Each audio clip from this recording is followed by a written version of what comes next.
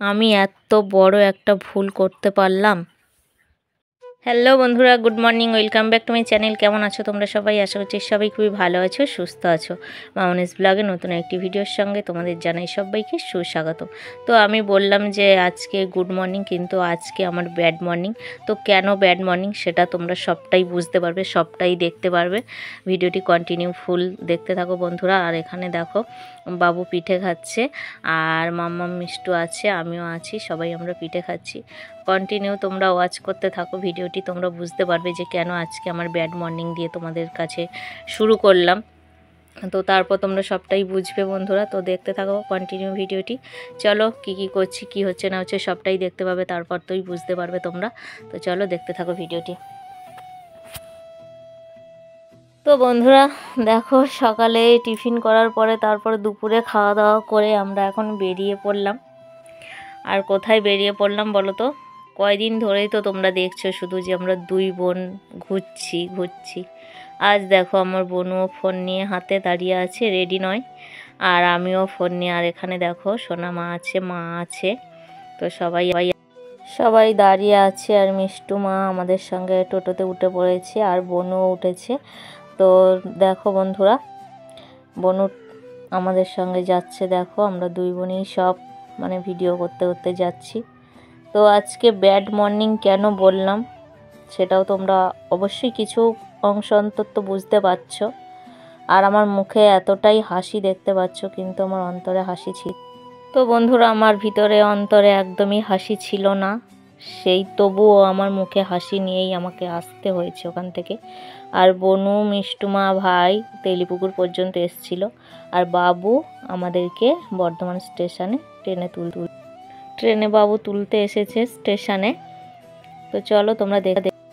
তো বন্ধুরা আমরা ট্রেনে বসে পড়েছি, আর দেখো ট্রেনের বাইরে স্টেশনে বাবু দাঁড়িয়ে আছে। মুখে হাসি আসছে না, তবুও বাবুকে বললাম, বাবু কি হাস একটু, মনটা কেমন খারাপ করে আছে। সত্যি কথা বলতে আমাদেরও খুব মন খারাপ হচ্ছিল। তো এতটা মুখে হাসি নিয়ে আমি বেরিয়ে এসেছিলাম যাতে আমি ওদের সামনে চোখের জল ফেলবো না, তবুও আমি চোখের জল আটকাতে পারলাম না বন্ধুরা। আর আমি এখনও এসে ভয়েস দিচ্ছি, সত্যি আমার মনটা যেন ওখানেই পড়ে আছে, চোখে জল আটকাতেই পারছি না। যাই হোক, বাবু তো দাঁড়িয়ে আছে স্টেশনে অনেকক্ষণ। তারপর অনেকক্ষণ পরে ট্রেনটা ছাড়লো, বলছি যে সাবধানে গাড়ি চালাবি। ও বাবু তো ছাড়তে বাইক নিয়ে এসেছিলো, তাই বললাম যে সাবধানে গাড়ি চালাবি আর ঠিকঠাকভাবে সাবধানে যাবি। তো আমি কি বলবো বন্ধুরা, এতটা কষ্ট হচ্ছে আমার যে আসতে আমি কি বলে বোঝাবো তোমাদের। তো বাড়ি থেকে যেদিন আমি এসেছিলাম বনুর কাছে, সেই দিন আমার মুখে কত হাসি, কত আনন্দ। আর আজকে আমি যে বাড়িতে চলে যাচ্ছি, আমি হাসতে হাসতে বেরিয়েছিলাম, কিন্তু বাস হাসিটা বেশ কিছুক্ষণের জন্য, যাতে আমি কাউকে না বুঝতে দেবো যে আমার ভিতরটা কেমন আছড়ে পছড়ে দুমড়ে যাচ্ছে, মুচড়ে উঠছে। তো আমি তো আটকাতেই পারিনি। আর তোমরা আগে বনুর ভিডিওতে দেখেছো যে তেলিপুকুর পর্যন্ত বনু আমাকে ছাড়তে এসেছিলো, তো ওখানে আমি কান্না করে ফেলেছিলাম। তো এখনই আমার বর্ধমান টু শিয়ালদাহতে পৌঁছে গেলাম। তো সারাক্ষণ কাঁদতে কাঁদতে আসছি। তো যাই হোক, শিয়ালদাহ থেকে এবার ট্রেনে উঠবো, চলো তোমরা দেখতে থাকো।